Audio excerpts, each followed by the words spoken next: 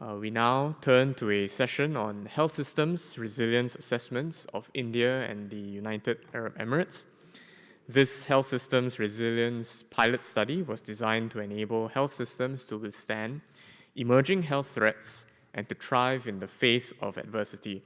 So please join me to welcome Dr. Anuradha Katia, Technical Lead for Research and Data Analytics at Access Health, who will give a brief introduction to the session. Over to you, Anuradha.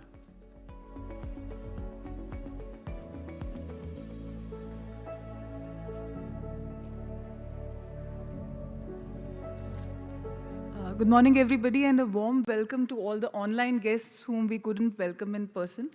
I request Maulik to please come on the stage as well. So while we really want this session to be very interactive, we've still structured it into three elements. The first is a discussion around the evolution of the whole HSRA, or the Health Systems Resilience Assessment tool, which Maulik will be talking about. Then about the tool per se, like how we approach the two countries, what are some of the findings and how we plan in the future. And then we'll go to the discussion moderated by Maulik. So over to you, Maulik. And with your permission, I'll take your chair for a minute. Can we hit the slides, please? Thank you very much for having me here. So I think so. As Dr. Sohail Saukat did mention about that, COVID was one shock. It was one shock which kind of resulted in many groups, communities, states, and nations to start looking at what do we mean by resilience, because the resilience has got various definitions, various perspectives. And that's when Global Learning Collaborative for Health System Resilience was launched. Our first endeavor was to understand, when we talk about global collaborative health system resilience, what does resilience mean? And that's when our efforts started in understanding resilience, maybe similar to what WHO did at a global level, and we did at a GLC context. But for us, when we started understanding systems resilience, from the learning that we had from India, and the reason why we bounced back, I think so, much faster than other countries, and we are proud of that, is that community played a pivotal role in systems resilience. Looking at the geographical diversity as well as ethnic diversity in India, if the community response would not have a kind of strong, India would not have resulted into a resilient kind of, or would not have been out of a COVID shock faster than what it did. And henceforth, when we were looking at kind of different kind of frameworks, what we thought was, let's understand what frameworks are capturing and what they are not capturing. And that effort went for almost a year. And we started to understand, as mentioned here, what does resilience mean and how it's measured world over. What are the current existing frameworks? Because as Dr. Sohail also mentioned, that Ebola was in 2004-5, I think so, the resilience term reappeared. First, the resilience term was in 1980s. First time when the word resilience for health system resilience was used was 1980s. It got again attraction in kind of 2004-5. So, what are the current gaps? What were those frameworks? What did they talk about? And that's resulted in a scoping paper. When we, based on what we learned, we started interacting with HQ, other partners who are working on health system resilience. London School of Economics was working, Pandemic Preparedness Network was working on it. So we kind of had around 30, 40 odd interactions to understand their perspective on what do they understand by health system resilience. Because we did not want to duplicate anything, but just wanted to be sure that what we are doing is a value add to what's existing into the system. And that's where we created a framework and indicators which were again, not, obviously there is a bit of overlap in what we are doing with other partners and other colleagues are doing, but what is additional that we are bringing onto the table? And that effort almost took a year and beyond, because it was an iterative process, and each and every step we went to a group of colleagues to see if we are in the right direction. Can I go to the next slide, please? So, and this thing was presented as part of what Dr. Reddy mentioned in his inaugural thing, that we presented the definition of health system resilience in our first annual conclave, and now we have a framework. And again, I'm proud to say that, our framework, most of the frameworks are very kind of top-heavy frameworks. So what a country should do, what a state should do, that's what the frameworks talk about. For us, when we talk about resilience, as again, going to my previous statement, if the community is not resilient, country cannot be resilient. So when we started creating this framework, we had a gradient of resilience, so that your country to be resilient, your community to be resilient. If there is provincial government, the provincial government needs to be resilient. In India, we have got two levels. We have got district as an administrative block, so your district level system needs to be resilient. Above district in India, we've got state. The state system needs to be resilient. Then your country context needs to be resilient. And now, none of the country works in isolation. So when a vaccine, access to COVID vaccine is a classical example. Certain country had access to COVID vaccine, certain country did not have access to COVID vaccine. And there are various factors behind it. So now, at a country also, we work in a geopolitical environment. So how this resilience of geopolitical environment, or how these countries work together, all very important for a community, a state, or a country to be resilient. And that's what I think so our health system resilience framework broadly talked about. Next slide, please. And this was, again, as I said, understanding from various frameworks that we had measured. Frameworks also did touch upon a meso level and macro level kind of indicators assessment. And that, again, helped us kind of become aware that you cannot look at only top or only bottom. And what, again, Dr. Sohail mentioned, you need to have an integrated approach of measuring health system resilience across the level of care. And that's how kind of we developed our kind of indicators. Again, as it's a live document, it's a work in progress. The reason we are saying it work in progress, we have those tools and indicators developed. We need to test them, and the testing needs to happen, again, in different settings. It needs to happen at a district level setting, indicators which are relevant at district level, indicators which are relevant at state level, indicators which are relevant at country level, and each and every country is different. So we need to test in different settings. But I would hand over to Anuradha now to see that how those indicators reflect right now and get some views on that. Thank you so much, Maulik, for that kind introduction.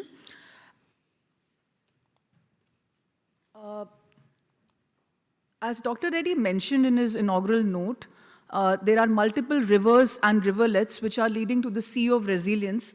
So those are our guiding principles in creating this tool. We start with the health status, and for us, health status is a construct of two things. Firstly, it's the social and the non-medical determinants of health. It's also the construct of the vulnerability and the threat-based indicators. So that's something we are looking at. From the health status arises the health need, and we often see that there is a need versus utilization gap, which we are trying to bring in indicators to kind of delineate in our tool.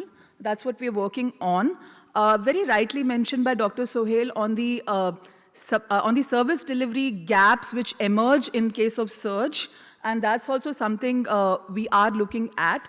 Finally, we end with supply. What are the supply side gaps? And that's when we move into the resilience part. It has to be mentioned here that there was an article published 2 days back by Reuters which said that most of the players have understood that health systems resilience is important when it comes to service delivery as well as governance. But does the financing follow? So do the financial needs or the financial mobilization actually follow that? We have certain cross-cutting themes, governance obviously being the most important cross-cutting themes, but also systems related to information or misinformation, communication, and specifically looking at risk communication, which will be discussed, I think, in our surveillance theme as well. And also interpersonal relationships, not just at the country level, but also at the very field level is something we're looking at. This is the broken down aspect of our tool. This is the framework of our tool.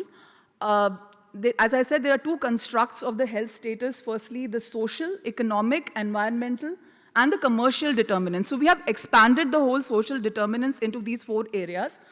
Along with that, there are 2 elements of threats, which the threats could be more internal as well as external in nature, but the vulnerability is essentially more internal, more internalized for the country. So that's what we are looking at here.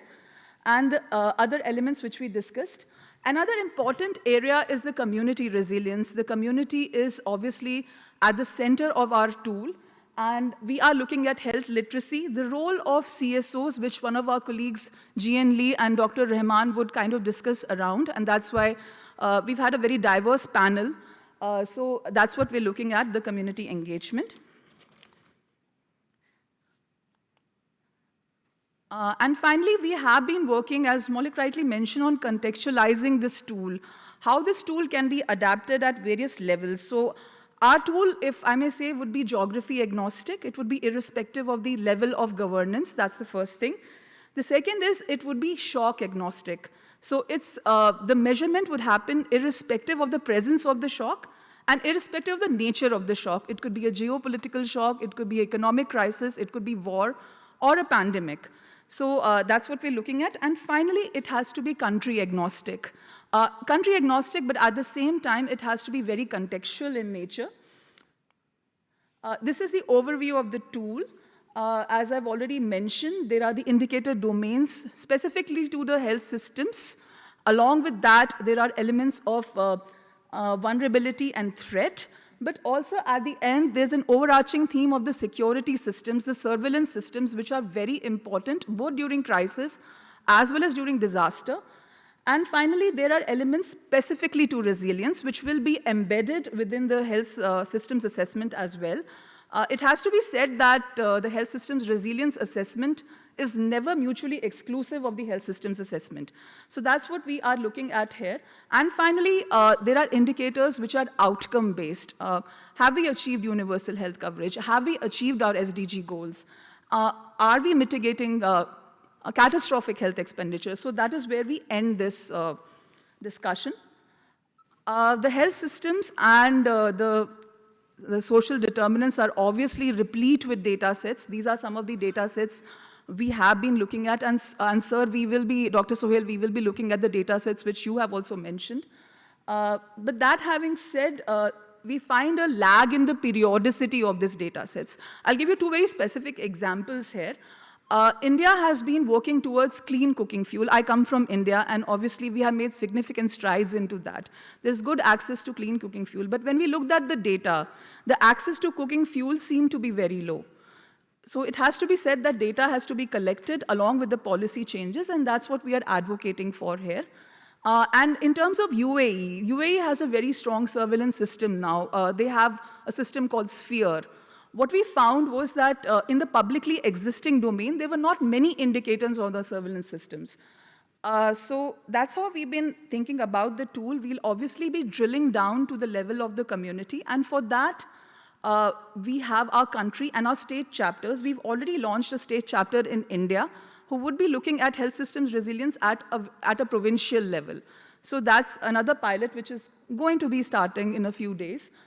And we also plan to integrate with the public health administrators. It has to be an inherent part of our assessment. Many of the earlier assessments looked at very quantitative, very objective data. And when we involve the public health administrators, we hope that our tool could move towards more of subjective information as well. And as I've already mentioned, our resilience indicators are more subjective in nature. They are a review of the policy and the conversations we have with the policymakers. So finally, as our next steps, all this has to be documented, well documented in a manual, so that our country chapters and our state chapters could replicate them. That's what we're currently working on. As and when we look at more and more countries, we realize where the data gaps lie. So that's something we are doing currently. And finally, the adoption of the indicators is taking place. The indicators will be made more palatable to the lower levels of governance. So that's where we are, and we really hope to take the lessons from the next 2 days to ensure that our tool is more comprehensive. Thank you so much. Over to you, Maulik. Thanks, Anuradha. So I think so, as you see that this is work in progress, very much aligned to what WHO done, but it's also different and standalone in the way we are looking at measuring the resilience at various level of care. With much ado, I think so now I would request the panelists to come on. I'll invite the panelists who are going to discuss about it. And I start with Dr. Rajiv Sen. Dr. Rajiv Sen is a senior advisor at Niti Aayog. He is an Indian Economic Service Officer presently serving as senior advisor at Niti Aayog and specializing in health and women and child development. He has diverse background and an MSc from London School of Economics. So my alumni, happy to be on the same kind of panel with him. And his career spans for 30 years in Ministry of Finance, Defense, Education, and he is an avid sports person as well. Thank you, Dr. Sen, for joining us. May I request Dr. Sohail Soket to once again come and kind of be on the panel. Dr. Soket, again, he just a brief senior advisor and lead for health system resilience and essential public health good as WHO Geneva headquarters. We had our colleague Oman Kurian who had joined us physically, but he got his asthma shock, so I think so he is kind of steaming himself in his room, and so unfortunately he won't be able to join us. But then we have got Dr. Hossein Rahman, who has joined us virtually. Thank you, sir, for joining us. And he is the Executive Chairman for Power and Participation Research Center and a distinguished political economist, policymaker, and public health advocate. He had been advisor to 2008 caretaker government and commissioner of Independent South Asian Commission for Poverty Alleviation and currently leads PPRC. He is also convener of Bangladesh Universal Health Coverage Forum, showcasing commitment towards advancing universal health coverage. Thank you, Dr. Rahman, for joining us. And last and not the least, we have Ms. June Liu, a senior health advisor at World Vision UK, and she has got 15 years of international development experience on dedicated to health, water, and sanitation, and former researcher at London School of Hygiene and Tropical Medicine. Again, my alumni, and contributed in malaria control strategies in sub-Saharan Africa by leveraging data. So, thank you very much, colleagues, for joining us. I'll start with Dr. Sen, and the reason I'm starting with you because of the country kind of proximity. When we start talking about measuring health system resilience, right, the biggest challenge we have is variability, right? And in a country like India, the variability is not only in terms of the different health status of individuals, but also there is some observation from June Lee. But it also says that we are very different. Each and every state is very different. Each and every block is very different.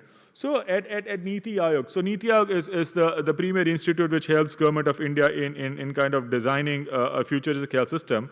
So how do you bring this convergence between different ministries and different departments when you do some work on like setting up indicators for measuring health system resilience or setting indicators for measuring health systems at various levels? How do you integrate them? How do you bring them together? Because it's a complex process as we understand. Am I audible? Yeah. So a very good morning to all of you.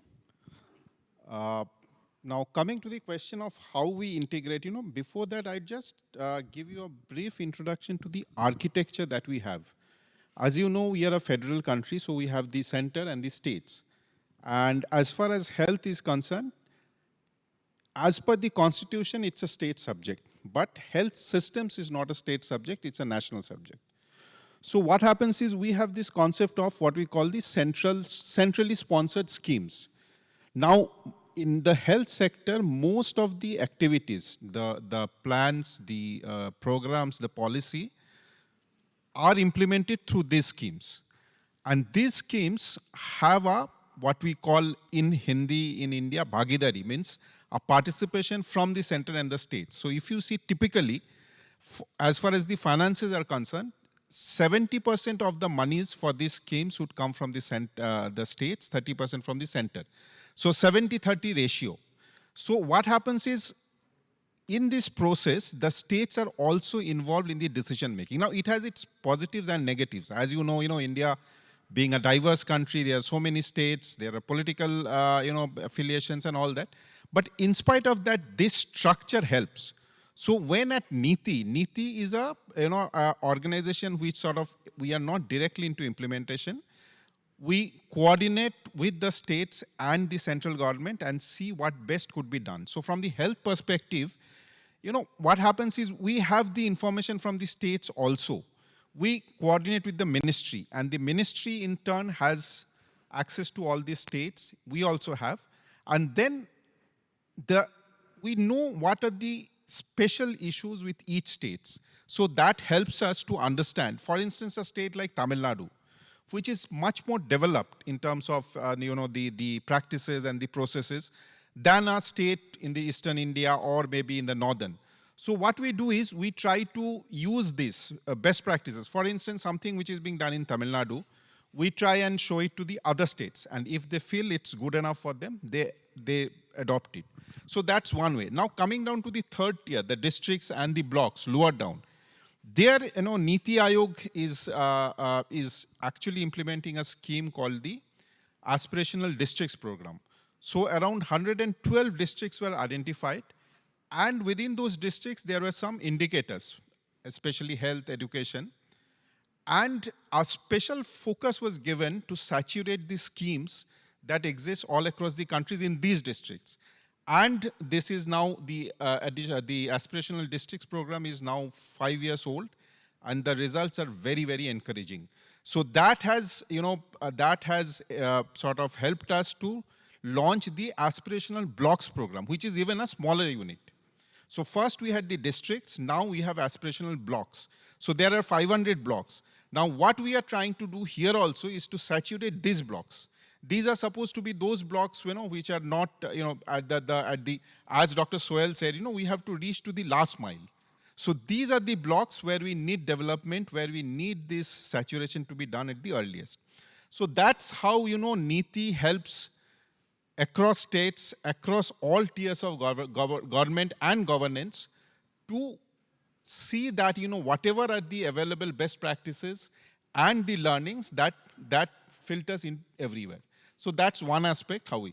Now, I would just like to mention one more thing. Whatever was explained by Dr. Sohail, and you also showed the framework, the structures, they're all fine. But I think at the end of the day, for any system to be resilient, we have to make the agents, the people who would be both the initiators and the receivers, they should be properly aware. Now, in Niti, we are trying to promote what we are calling a school health system. Now, as you know, in India, the education, the enrollment is almost 100% now. So what we are trying to do is to ensure that the health interventions there are already some interventions, but we are trying to revamp it and ensure that at the school, because that's a catchment area, if the students are there, that's where we should start. So these health interventions, if they are robust, it not only helps to churn out healthy citizens, but also health-aware citizens. And this health awareness, I think, is one of the very important factors towards health resilience. If people know what is good for them, for their health purpose, I think that takes care of a lot of issues. Of course, there are systemic things, there are financial, but I think this is a very, very important ingredient. And over time, we expect to bring it and implement it in a much, across all states to help the students when they come up to be more health aware and also healthy. So I just wanted to mention that point. Sir, just one follow-up question to that. Did the indicator that Niti used or the state and Niti dialogue happened and the indicator, the pre and post-pandemic, has any changes been observed in terms of indicators that we used to look pre-COVID and post-COVID? I wouldn't say in terms of indicators, we have not crystallized into indicators, but if you look at the outlook, I think the main thing that has happened today is the focus or the renewed focus on the primary healthcare system. I think that's, again, the very basic thing. If you have a strong, resilient primary healthcare system, that takes care, as again Dr. Sohail said, that you cannot run to the tertiary sector for everything. You have to have a primary healthcare sector and a proper referral system. So this primary healthcare thing has really caught on, and many states during the COVID and post-COVID have done a lot of things to improve their primary healthcare. Thank you very much. You kept on mentioning Dr. Sohail Sokat, so let me go to Dr. Sokat. Dr. Sokat, then the same question for you also, that when WHO HQ and the team was developing indicators, I think so, different countries have different preferences, and the efforts lead to harmonization of presence indicator. which were the indicators which had maximum pushback and say, this should not be a resilient indicator, or this is a very good resilient indicators.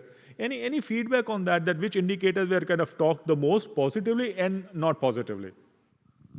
Maulik, thank you so much. I think we need to be frank here in terms of country realities, that there are, so the current monitoring system is unfortunately fragmented. For example, there is but WHO is advocating for integrated approach. For example, there is a DHIS2, which is the routine health information system, part of overall HMIS.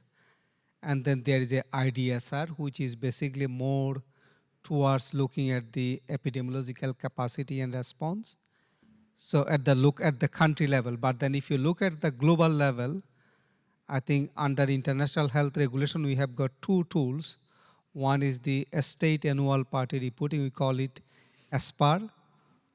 And then there is a voluntary one, although India did not participate yet because of, I think as you mentioned, when a country federated, then it's very difficult to come up with a common understanding of a country's health systems. So we call it joint external evaluation.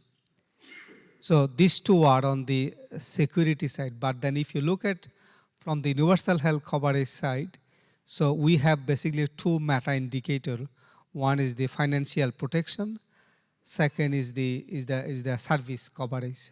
So from global to country level is still a subject of integrations.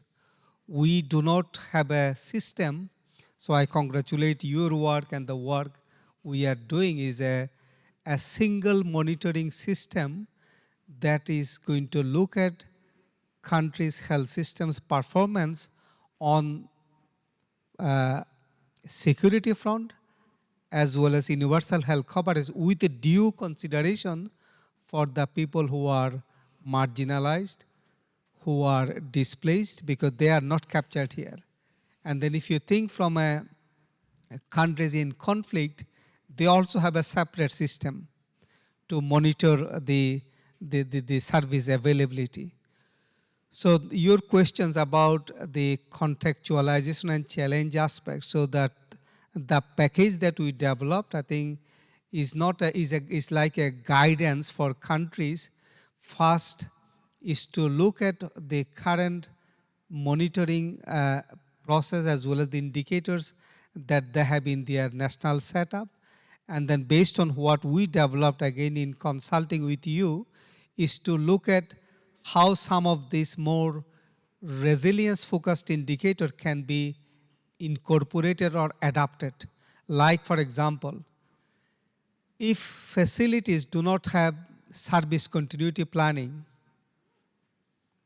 for example, if a hospital do not have any provision how to maintain services during a crisis, we cannot expect that facility is prepared to tackle disruptive emergencies.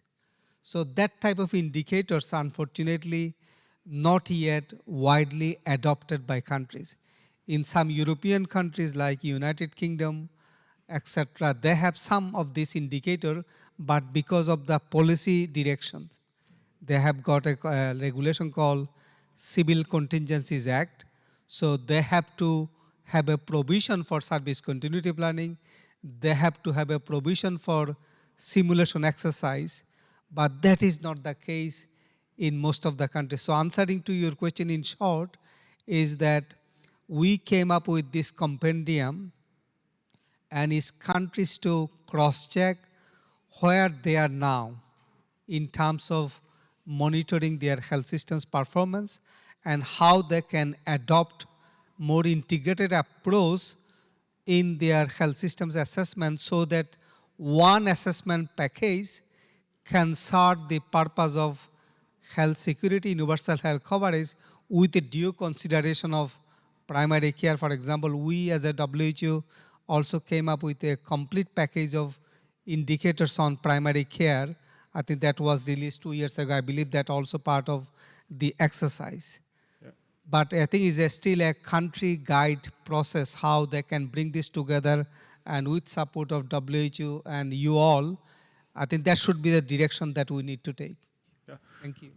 Thank you very much, Dr. Sogat. But still, a clarification on the indicator which had the maximum pull, that this is not a health system resilience indicator. This is something that's beyond the purview, because when we were talking about systems don't work in isolation. They work in a very integrated fashion, and there are a lot of other departments, other kind of ministries have got impact on health ministries or health. So, any pushback on which this should not be part of systems, health system resilience measurement indicator? I think one major aspect that we did not do, but I think it came from my previous panelist. I think two things we can do to bridge between health and allied sector. I mean, when I say allied sector, like the social care not necessarily part of Ministry of Health.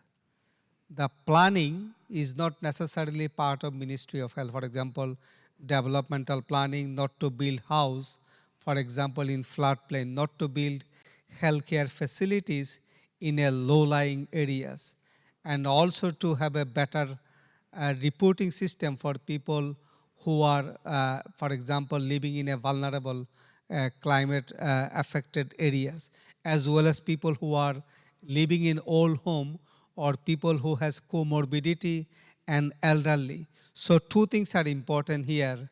One is this a primary care, because if we do not have a strong primary care, we cannot expect to reach those who are difficult to reach. Second is the public health dimension. I think another area that we lead from headquarters is the essential public health function that allow us to bridge between Ministry of Health and all allied sector, using public health as a common requirement between them, so that we can have a better handle not only on the protection aspects of communities, but also promotion and prevention. So some of the indicators that we have in the package that looked at the intersectoral aspect. For example, the mutual aid aspect. For example, if facilities in one catchment is affected by a disruptive public health event, how they can have the provision during peacetime. We cannot expect that it will automatically happen during crisis, but during peacetime, how they can put in place provision to call for mutual aid. And the other piece of work, I did not mention it today, but I would kindly request you all to look at, is the public health emergency workforce roadmap that we developed. For example, as you all know that during COVID-19, even some of the medics, some of the nurses who retired, we had to bring them back. Some of the community health workers who are not necessarily part of national payroll, we had to bring them back. It's like they're reservists for the army.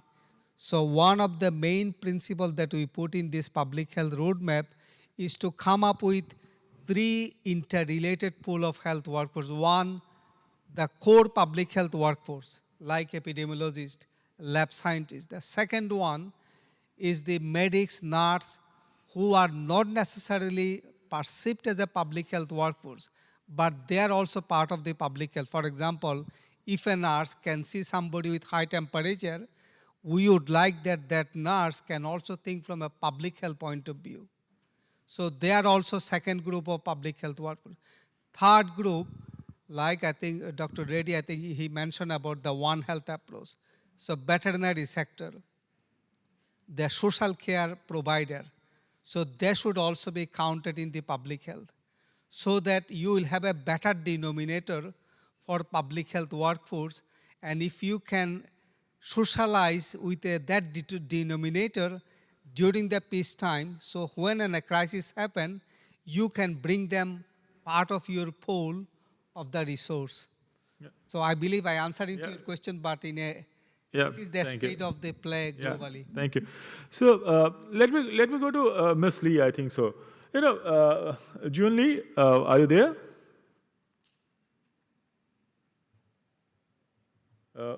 We can't hear you.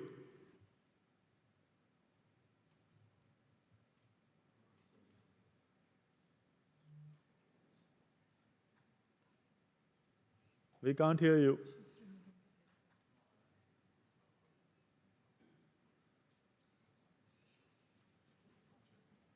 Not yet. We can't hear you. We'll come back to you by the time this gets sorted out. Let me go to Dr. Hussain meantime. Dr. Hussain, thank you very much for joining us once again. You know, we talk about, and if you heard Dr. Say and you heard Dr. Soket, and a lot of public health functions and the role of public health and government has been kind of talked a lot. But in mixed healthcare system like India, Bangladesh, right? What is the role that civil society, private sector organization would play in strengthening health system or defining health system resilience? And how can we measure those kind of things when we start talking about measuring health system resilience? Sir, we can't hear you.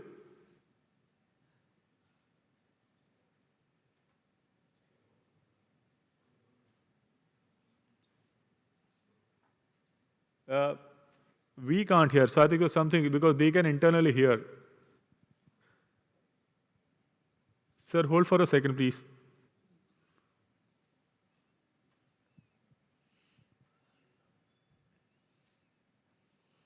So this is another resilience indicator. This is an important resilience indicator in evolving world that when we are keeping most of our discussions virtually, how well prepared are you? So if you're looking at reducing carbon footprint, but this also needs to work better.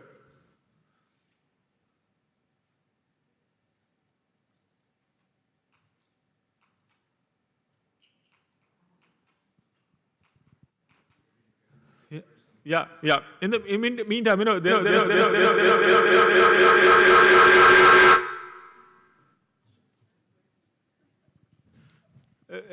know, we had some, in previous sessions, we could not raise any questions and kind of, but in current session, if there are any observations to the remarks that have been made by Dr. Sen or Dr. Sohail, we can start with that. Shalini ma'am has got a kind of, can someone pass on the mic?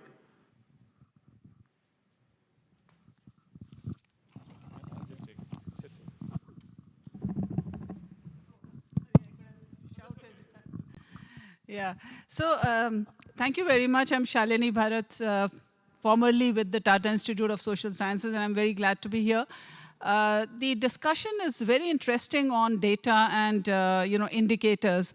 But as I've been talking about earlier as well, how do we really ensure that these countries, especially also in India, about the quality of data and that it is collected at all the levels that you're talking about, from district to states and state to central, how do we really look at least at the core indicators that these are seamlessly collected in order for us to make any sense of the trends over years?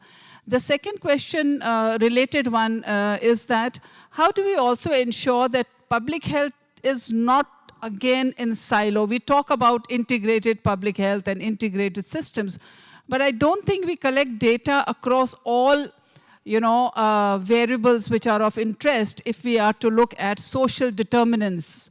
For example, I never heard anything about gender-related indicators. And of course, I'm not listening a lot about qualitative indicators as well. So to me, this looks a little less complete at this point in time. But as you said, this is work in progress. I hope it will become more and more comprehensive. Thank you. Thank you, Mariam, for the comment. So from our toolkit, so we are, as part of the indicator, availability of stochastic data is one of the crucial indicator. But because Anuradha did mention in a presentation that the data availability, even if currently, if I want to do some assessment, the data that I have is 2020-21, right? I don't have any kind of real-time data. So for me, when we're talking about shock or kind of stuff, it's not very helpful. But can I direct Dr. Sen to respond to it? Because there are a lot of kind of data gathering thing that Niti Aayog has started looking for. So yeah, it's a challenge. Let me at the very first say that it's not something that It's not that it has not been tried, but there are several challenges. However, as you know, just 2-3 days back, Niti Aayog has launched this Niti for States portal. Now here what we are trying to do is, it's a bit more than data, it's information. You know, as I said earlier, we have for various sectors, as of now we have started with 10 sectors, of which one is health. We are trying to disseminate information, that's one. And secondly, also collect data. Now the problem in collecting data, as you know, is the quality of data is not uniform. Some states, there is a proper reporting system, whereas in others, it's not. So we are trying to develop a platform where, you know, in a uniform manner, we have the HMIS, we have several other, but you know, one thing is getting the data, second thing is also to sort of get the information out of the data. What happens is states are doing at their own level. However, when it comes to the aggregate level, that data is not available. So efforts are on. We have this ABDM platform, as you know, the digital mission and all that, where we are trying both from the patient side to create the EMRs, the electronic records of individuals, so that, you know, when a person moves from one place to another or he goes to a hospital, all the data are already available. That's one part. Second is public health data. Now, efforts are there. I'll give you a small example because I am a bureaucrat, so I had worked in the education department also. In education, what we did is there's this system called UDICE. So there, you know, now that system is in place. It took quite a time to get it into place. The data of the infrastructure facilities in a particular school is filled at the school level. There is data, it's not only filling up the data, it has to be verifiable and correct also. So the system that was developed was once that whoever fills it up at the school, and it has to be online only. That data is verifiable and the person traceable. The person who is filling up that data, his details are also available. Then it goes to the block level. The block level certifies the data. Then it goes to the district level and then it state and then center. So with that now, after a lot of issues, after 4 or 5 years, now that has stabilized. In the health sector also we are trying to do something, but health sector, it's more complex. In education, what happens is school is the one place where you can collect all the data as far as infrastructure is concerned.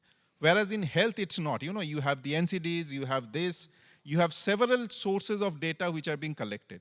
So it's taking time, but I'm sure over the next 3-4 years, we will develop that robust system where the data will be collected and it will be verifiable and also can be used for, you know, the policy making and at higher levels, whatever way it is to be. So it's a work in progress. There are challenges, however, we are trying to do that. That's as far as the data part is concerned. Any more questions, reflections? Are we getting online?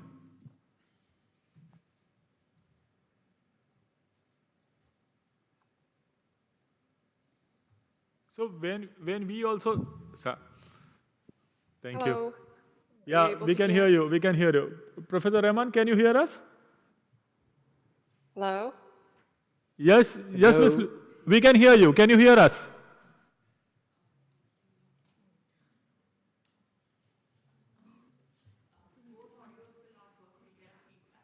So, Professor Rahman, can you hear us? Can you hear us?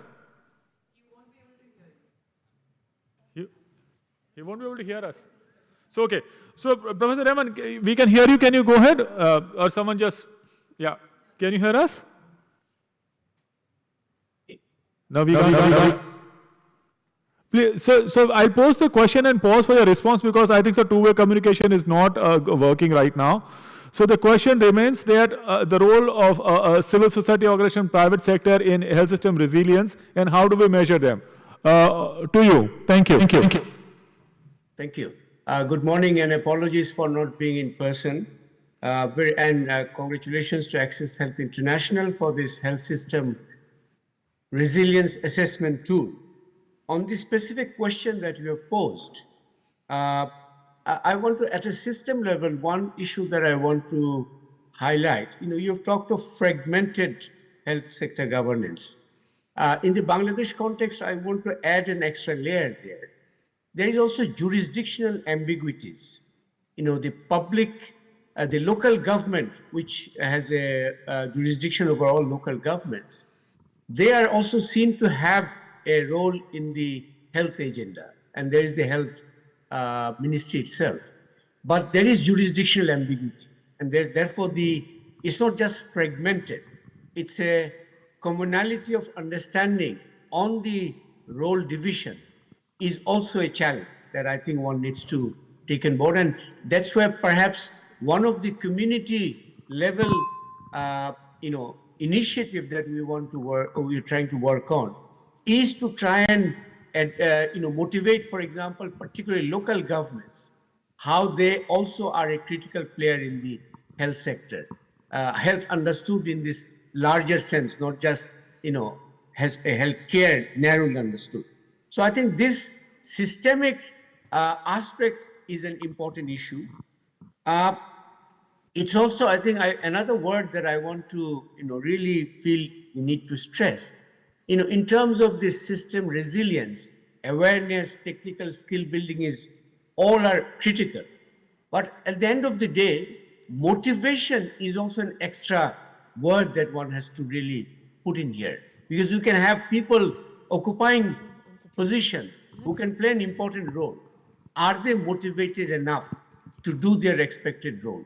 Here, I think the community engagement is also a very important issue. And we found that this is where this UHC forum, et cetera, that we've been running, is this motivational space, strengthening that.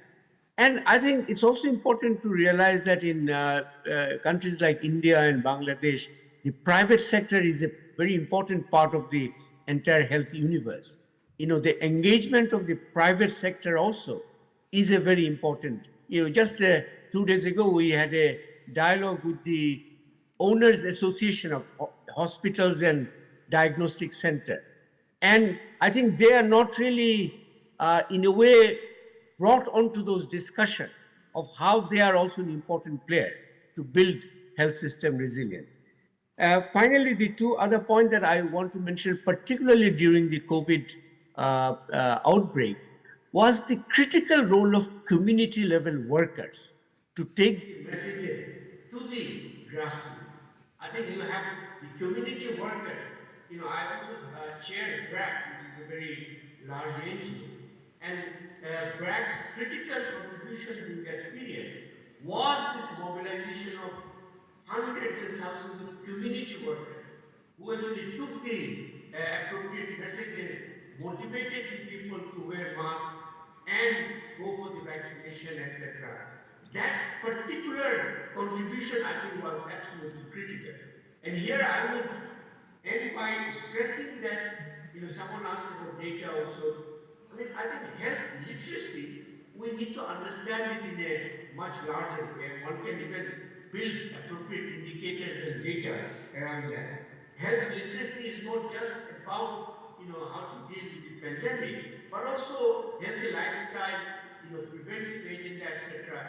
And this health literacy part, Bangladesh, for example, just to give an example for Bangladesh, we have done this successful literacy through specific social campaigns. For example, how to deal with diarrhea. This is now ingrained in every household across Bangladesh. We had, decades of actually social campaign, and we have the supply chain in place. People know if there is a diarrhea for the child, what to do. I think at that level of the social campaign on very specific informed facts on which a health system resilience would benefit from, those way of dealing with things, I think is one of the lessons about community engagement that I can bring to this discussion. Thank you so much. Thank you very much, Professor. Private sector, very important. But again, another question linked to private sector and something different from what the colleagues on the panel said. There was a lot of focus on primary care, and the involvement of private sector in primary care is limited. I think so primary care focuses much on second and tertiary care, which is kind of more cash-rich compared to, I would say, public health. In that case, how do we ensure that private sector are part of the dialogue? Because again, it's the two different kind of objective, profit orientation versus health outcomes. So how do we kind of bridge that gap? I think this is a very important question, and primary healthcare, like a colleague from BTIO actually mentioned, this is our, even in Bangladesh context, this is the key gap. And I would say that it's doubly important in the cities. Urban primary healthcare in particular is the gap in the Bangladesh context. Now, private sector is not just one anecdote. There is a variation of social mission-linked private sector to purely profit-oriented private sector. There is a wide variation of actors in that space. And I think it's also an issue that profits and being socially responsible are not necessarily at odds with each other. This is, I think, the message we have to really build, and this is where the community engagement, in terms of the dialogical engagement, is so important. And I think the other day we had, as I said, this Hospital Owners Association, and there were people from all the districts, and I could immediately sense that they had not really heard this sort of messages earlier. And I think I'm not saying that private sector is going to become overnight a major contributor overnight. And there are, a lot of, bad practices also. For example, unnecessary C-sections has been driven by over-commercialized private sector health facilities. But I think it is a task to be done that we recognize that there is the private sector is not one box, because there are also, the socially oriented private sector profit, certainly, but I think it's this dialogical engagement would identify the pathways by which the private sector also to be brought in. And we have to do that, because private sector is such an important, pluralistic healthcare sector is the, in countries like ours, they are one of the ground reality, and we have to really take care of it. Thank you very much, Dr. Rahman. And I think so, when we talk about measurement indicator, this is one area that needs to be focused. I don't think so that currently there is enough focus on measuring the role private sector can play in health system resilience. One another area that I think so we generally miss conversation is working in difficult situation. How do you measure the resilience in when there is real shock? And may I request Jun Lee to come in, because your work has been in fragile countries a lot, right? So in that context, it's a bit different from what the normal healthcare system. So what is your perspective on how does that particular, because in Indian ecosystem, we have got certain states which have got a kind of either disaster shock in terms of geopolitical conflict or in terms of climate change. So how do we kind of look at that when we talk about developing indicators for health system resilience in fragile context? I think before I go on to answer the question, it would be worthwhile to really flag why do we need to focus on fragile context. So approximately 23% of the world's population currently live in the FCAS, which I will refer to as fragile context during today's discussion, and represents over 75% of the world's population currently, and they live in the FCAS. So 75% of the total number of people living in extreme poverty, and this number is projected to grow further. And in 2018, the under 5 mortality rate in fragile context was almost twice the global average, and the maternal mortality rate 4 times higher than in non-fragile context. And this tells a story on health systems functionality in the FCAS, as maternal mortality rate, as we know, is often considered a proxy for how well the health system is functioning. As Dr. Sarkar mentioned, WHO and their recent HSRA toolkit publication defined health systems resilience as health systems being able to forecast, prevent, detect, absorb, adapt, and respond to a wide range of risks and shock events, including conflicts and social instability, while maintaining core functions and services and learning, and improving as required. So the question I was given to answer was on whether in the FCAS this definition first should differ.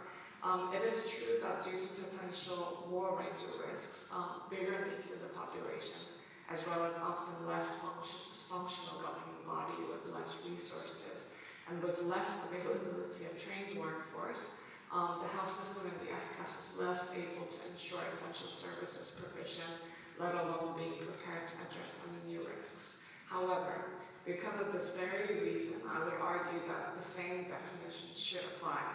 And in fact, we should even argue that ensuring such health system resilience is even more important in the context of FCAS, where new risks and crises often are constantly recurring.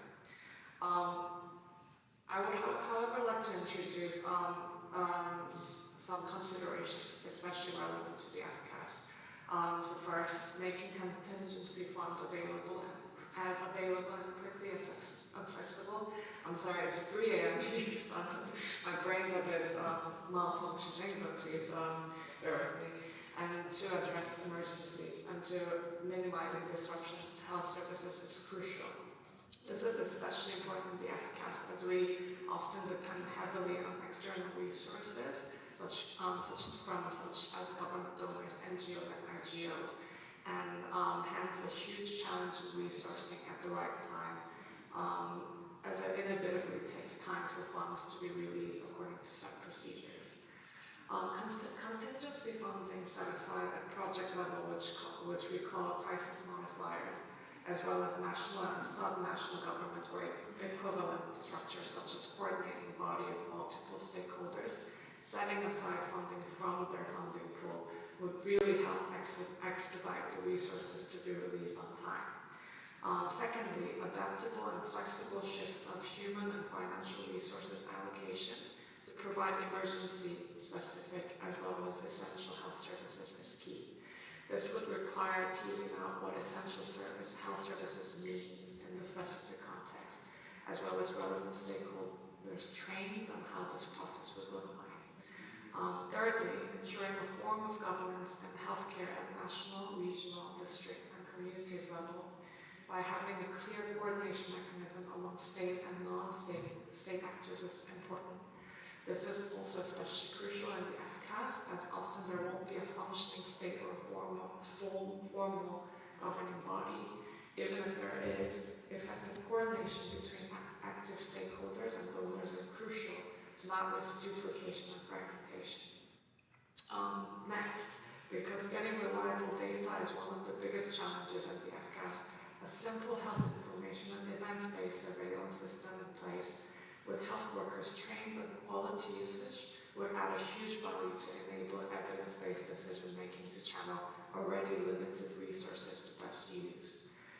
Last, but most importantly, as many have already mentioned, community and primary healthcare level healthcare providers and actors should be trained on essential health services, with a special focus on maternal, neonatal, and child health services. Moreover, they should be engaged in all decision-making and needs assessment processes. While we all recognize the vital role the frontline health workers play in all contexts, this is especially relevant in the FCAS, given huge limitation of available health workforce due to issues such as security, repatriation, and difficulty in remuneration. Community actors at such times will be such an asset as they would be the ones who knows the issues the most, would have established rapport and trust with the community, and would have also stayed behind. Just to lastly mention some of the recommendations of indicators specifically that we're looking at today. I would suggest that the indicators that are too extensive may not be appropriate to use in emergency protracted crisis setting. I would suggest that the indicators that specifically address the capacity of the health systems to address the new risk, as well as to be able to provide essential health services, should be prioritized so that the result will be informed. The result will inform any practical actions taken to improve the health system resilience. And I would recommend focusing less on the indicators that comprehensively assess the burdens that the health systems bear. Also because it would be really hard to measure in those contexts. I have seen that both the WHO and the GLC4HSR indicators addressing these areas and should be, and I believe that it should be fine-tuned according to the context. Aspects such as involving the communities, setting up the guidelines and protocols, assessing the capacity to deliver the basic and most essential services at the facility level, contingency funding, as well as coordination mechanism, which I've mentioned as the major areas of consideration, should not be left out in the system. And just to lastly mention, personally, as a technical specialist working with an NGO with a huge footprint both in the development and humanitarian sphere, designing health programs in many FCAS recently, and engaged in advocacy at UK and global level on the topic of health system strengthening in FCAS. I'm thrilled in the view of using these sets of indicators in many ways. This can be plugged into various program design and evaluations of projects to guide the design as well as generate relevant evidence. We can also advocate and push for these indicators to be part of national health surveys funded by various IGOs taking place every few years in FCAS, which is actually the major source of information about health outcomes. And this will reveal the current state of HSR capacity in the FCAS and hence help us to identify a gap for advocacy. Lastly, it can be utilized in advocacy initiatives to governments, major donors, and national governments to generate evidence and to advance the agenda of the health system resilience in the FCAS. Thank you, Loy. I think so. You touched upon an important point on the role of donor community that can play as well as in kind of fragile situation, but that also applies.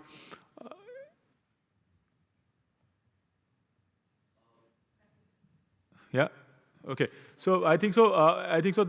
That's also important for kind of a lot of countries in kind of low-income countries where I think so a lot of their health financing need is through kind of a donor community. They don't have their own source of income, and I think so it becomes a very, very important indicator to see that how it affects both in fragile situation or countries who are highly indebted countries according to World Bank standards. So.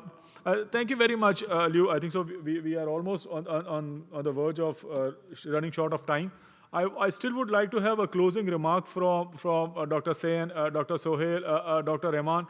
Listening from this past kind of enriching discussion for past 45 minutes, what would be your core that which are the areas you heard us also what we are doing? Which are the areas that we need to focus more, and what are the areas that we can look as next step as we move forward? Dr. Sen, Dr. Sokat, Dr. Rahman, and Lee. We'll come back to you. Thank you. See, again, the WHO framework, what you are working on, they're all fine. But just from the conceptual aspect, what I see as a resilience framework are basically 4 components. One, I call it science, which sort of, the surveillance, epidemiology, and all those. Another is infra. Now, in infra, I put data also. A proper, robust infrastructure system, and also the primary healthcare is a part of this. I have the supply chain management and governance. Now, these are not, disjoint. These are all related. So I think governance and service delivery. I think these are the 4 broad areas under which we have to develop the indicators. And of course, here, finance is an input. So I have not mentioned it separately because finance is needed for all these activities.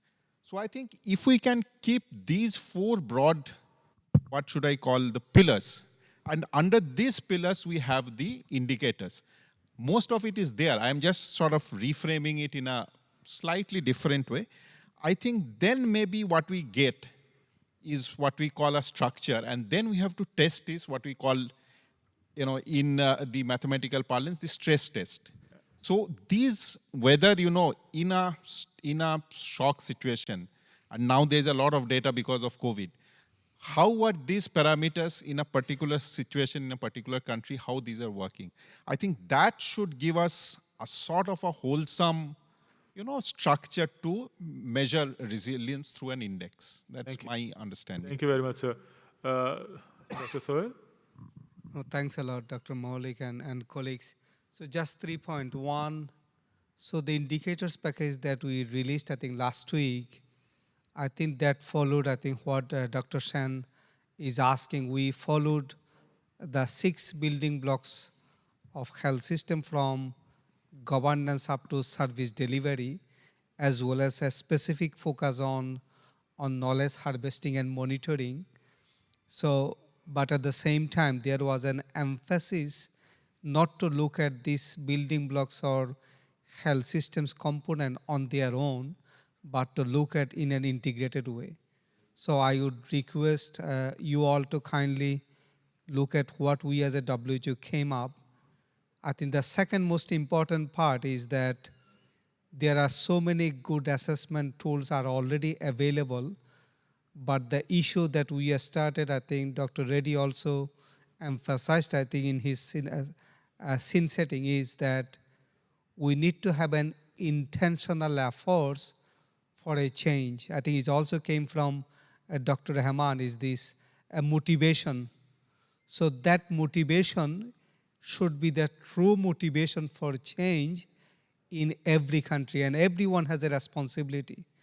The health sector needed to provide that convening and leadership, but other sectors also needed to play their part in a proportionate way.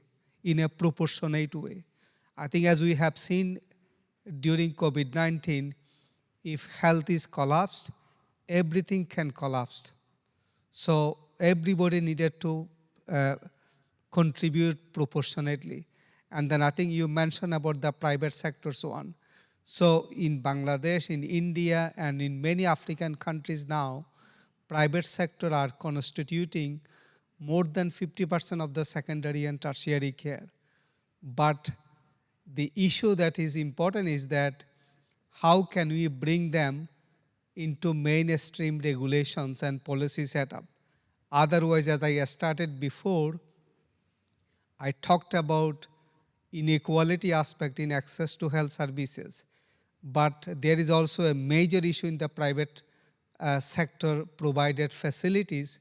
For example, if the private facilities are not part of national reporting system, national diagnostic system, national surveillance system, so if there is an infectious event in the private facilities, as it was happened in South Korea, during March CUB in South Korea, so the index case from Middle East went to a private facility in South Korea. He was not happy about the treatment he had. He moved to another one and then moved to another one. So he created multiple chain of transmission. And the bottlenecks there was that private facilities were not part of the national reporting system. So I think it needs some proper thinking. How can we include private sector in a respectable way into the national capacity development to build the resilience? Asking them to participate in simulation exercise, asking them to participate in contingency planning, like it was happened in COVID-19. I was in Thailand and I saw that how private facilities, private hospital became part of the government response system. I saw that factories, including the tuna factory, one of the famous one, they also extended their health services to the employer, as well as many civil society organizations provided vital health services without registrations, for example, for vaccinations to the displaced people, to the illegal people who are living in that country. So something we need to learn. Thank you. Dr. Rahman, a quick closing comments, please.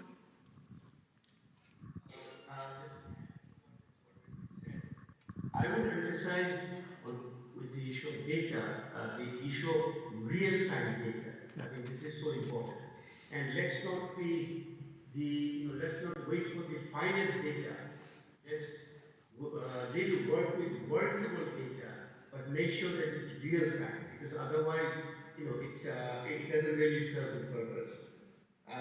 Secondly, I think the discussion also has brought forth, and my own experience too, is it so important to combine a whole of society approach and a whole of government approach. The government has this, as I mentioned, local government and Ministry of Health in Bangladesh, they are really not talking to each other as much as they should. So whole of government and whole of society, and that's where the private sector and others all that come in. Third, I would really highlight is this, what has already been also mentioned by the previous speaker, but I mentioned in my earlier comments, is this issue of motivation. Because at the end of the day, we can have a wonderful toolkit, etc., but then the motivation to use this, motivation to use, and that motivation, it cannot be just left in airy concept. And there has to be concrete efforts at this dialogical engagement. In particular, I think this is the state-society interface that we are talking about. And finally, the point I would like to end on is that I myself am an economist by training, but I have become engaged with this health agenda. I invited Nurada to a conference a decade ago, actually, in Bangladesh. And I feel that it is one of the policy advocacies that I'm personally engaged in is to really shift health from being a sectoral agenda to really a strategic agenda. Yes. Because it has so much importance, not just health outcomes, but for economic outcomes, for social outcomes, etc., etc. So those would be my closing comments. Yeah. Thank you. Yeah. I'll come to you, Dr. Sani. Yeah. Lee, okay. Just one small point to what Dr. Rahman said, for the index, I think one thing that you have to remember for this motivational part, the index should not be only based on outcomes, because what happens then, it becomes a given. I am good, I am not good. It should be a mix of input, output, and outcomes, so that there are some low-hanging fruits which, people who are lagging can start, and they can show improvement. So I think that's the short point I wanted to make. Thank you. Ms. Lee? To stress again that this assessment indicators itself can be a tool and an intervention in contexts that I am speaking of, especially in the FCAS, because it lays out what health systems resilience means in such contexts.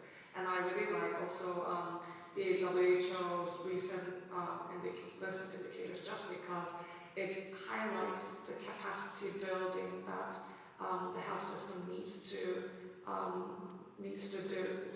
have in place. For example, having wash facilities in the facilities level, having an essential services list, having an essential medicines list. So things like that, I think, would ignite people to some considerations and thoughts on really, that itself is an intervention in such context. So I think we should really think of this tool in various usage, not only being able to access and giving us a picture of where the gaps lie.